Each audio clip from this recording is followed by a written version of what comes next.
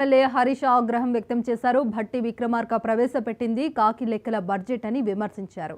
ప్రభుత్వం పథకాలు అమలు చేసేందుకు నిధులు లేవనంటున్న ఆయన నిధులు లేవని చెప్పడం కంటే ప్రభుత్వం నుంచి తప్పుకోవడం మంచిదని సూచించారు. కాంగ్రెస్ హయాంలో రైతన్నలు తమ పంటలను మేకలు, గొర్రెలకు మేతగా వేసే పరిస్థితి వచ్చిందన్నారు.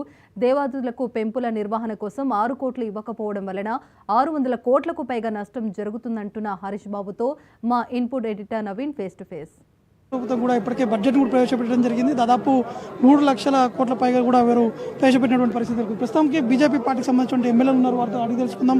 సార్, మీరు చెప్పండి, ఈరోజు ప్రవేశపెట్టినటువంటి బడ్జెట్ని మీరు ఎలా చూస్తారు? బీజేపీ కాకి లెక్కల బడ్జెట్ ఇది. దీనికి లెక్కలకు ఖర్చుకు అసలు పొందనే లేదు. గతంలో వీళ్ళ కేటాయింపులు వీళ్ళ ఖర్చులకు ఆ రోజు కూడా పొందన లేకుండే మేము అప్పుడు కూడా మొత్తుకున్నాం, ఇప్పుడు కూడా మొత్తుకుంటాను.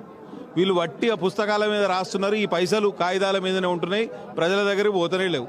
సంక్షేమ పథకాలు పూర్తిగా పడకేసినాయి. ఎక్కడ రైతు భరోసా పూర్తిగా అమలు చేయలేదు, పింఛన్ల పెంపకాన్ని అమలు చేయలేదు, మహిళలకి 2,500 రూపాయలు ఇస్తామన్నా అది అమలు చేయలేదు. 6 గ్యారెంటీలకు సంబంధించిన స్కీమ్లో కూడా నిధులు కూడా కేటాయించడం జరిగింది. కానీ నిధులకు సంబంధించిన సమస్య కూడా గతంలోనే రేవంత్ రెడ్డి కూడా చెప్పడం జరిగింది.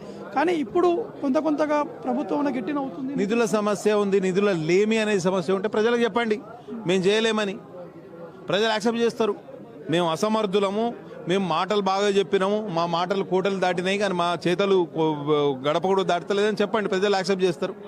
కానీ ఈ తప్పుడు లెక్కలు ఎందుకు ప్రజెంట్ చేయాలి? గతంలో మీరు కేటాయించిన బడ్జెట్ కేటాయింపులే, అందులో 66% మాత్రమే ఖర్చు అయినాయి.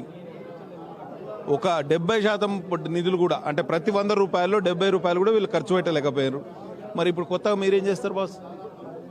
కేంద్రంలో ఉంది బీజేపీ. దాదాపు అనేక సందర్భాల్లో స్వయంగా ముఖ్యమంత్రితో పాటు మంత్రులు కూడా వెళ్ళారు, ఆ శాఖలకు సంబంధించినటువంటి కేంద్ర మంత్రులు కూడా కలిశారు. కానీ అక్కడ కేవలం నామ మాత్రమే చేస్తామంటున్నారు. కానీ రాష్ట్రంకి వచ్చేసరికి కనీసం ఎటువంటి సంక్షేమ దానికి సంబంధించిన నిధులు కూడా కేటాయించట్లేదని చెప్పేసి కూడా అనేక సందర్భాల్లో ఆరోపిస్తున్నారు. ముఖ్యమంత్రి గారు గవర్నర్ ప్రసంగానికి ధన్యవాదాలు తెలిపే తీర్మానంలో కేంద్ర ప్రభుత్వం నరేంద్ర మోడీ తెలంగాణ రాష్ట్రానికి పెద్దన్నలాగా ఉండి నిధులు కేటాయిస్తున్నారు ఆయన చెప్పిండు.